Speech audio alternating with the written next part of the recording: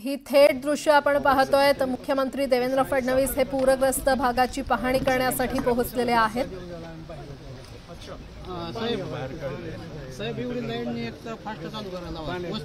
सोलापुरातल्या माढ्यातली दृश्य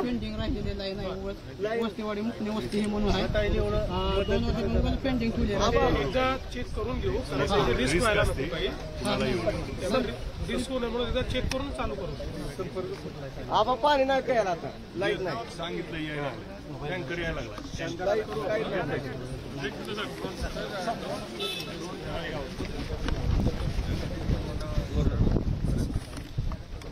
मुख्यमंत्री देवेंद्र फडणवीस हे सोलापुरातल्या माढ्यामध्ये दाखल झालेले आहेत। पूरग्रस्त भागात पाहणीसाठी मुख्यमंत्री फडणवीस पोहोचलेत। शेतकऱ्यांशी ते संवाद साधत आहेत आणि या संदर्भात अधिक माहिती देत आहेत। आमचे प्रतिनिधी वैभव सोनावणे आपल्या सोबत जोडले गेलेले आहेत। वैभव,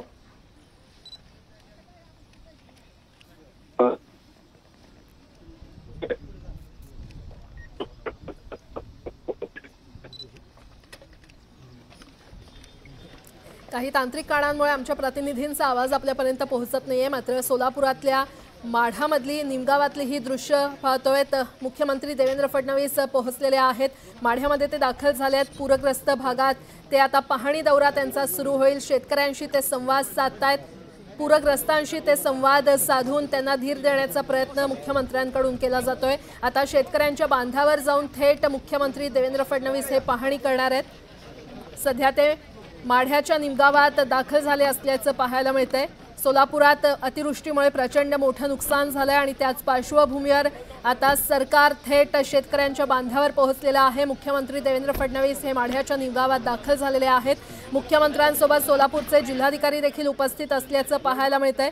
मुख्यमंत्री देवेंद्र फडणवीस हे शेतकऱ्यांशी संवाद साधतायत, त्यांच्याकडून माहिती घेतायत। पूरग्रस्त भागाची माहिती किंवा पाहणी केली जाते।